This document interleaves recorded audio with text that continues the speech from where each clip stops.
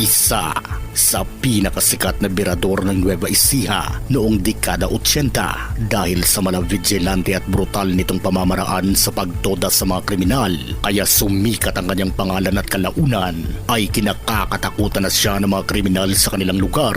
Isa siya sa mga naging instrumento para tumahimik ang magulong lugar noon sa Nueva Ecija, lalo na noong dekada 80 dahil sa panahong yun ay laganap ang kriminalidad sa lugar, kagaya na lamang ng mga unsolved cases ng mga kriminalidad, lalo na ang malawakang pagnanakaw ng mga kalabaw sa mga maliliit na magsasaka. Dito na isa-isang niligpit ng mga vigilante ng Nueva Ecija ang mga pasaway sa batas.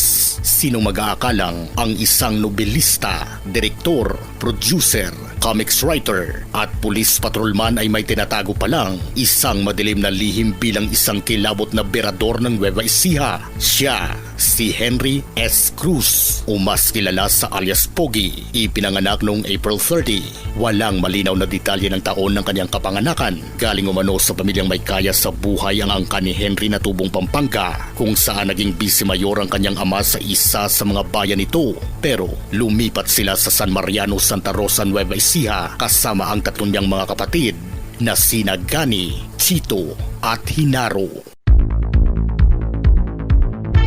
Dahil malapit sa Diyos sa mga magulang ni Henry at deboto ito ni Senyor Santo Niño, ang patron ng milagrosong simbahan ng San Mariano, kaya pinasok sila Henry bilang sakristan at nagsilbi ito ng ilang taon bilang alalay ng pare, kaya naging malapit sa puso ni Henry ang pare at kalaunan ay itinuring na niya itong bilang pangalawa niyang magulang. Pero sa kabila ng busilak na kalooban ng pare ay hindi pa rin ito nakaligtas sa bagsik ng mga kriminal. Tinuluyan pa rin itong tudasin ng pare kahit na sa kabila ng pagmamakaawa nito sa harap pa mismo ng batang si Henry. Matapos nakawan ng simbahan ay agad naman itong umalis sa lugar at iniwang nakabulagta ang pare, kaya sa murang edad ay nagkaroon na si Henry ng galit sa mga kriminal, rason para magkasakit siya ng post-traumatic disorder, kaya dumaan ito sa ilang counseling upang manumbalik ang sigla nito at di nagtagal ay nakarecover naman ito. Unti-unting bumalik ang mga katangian nito sa normal hanggang sa napansin ng mga magulang ni Henry ang kanyang talento sa pagsusulat ng mga nobela.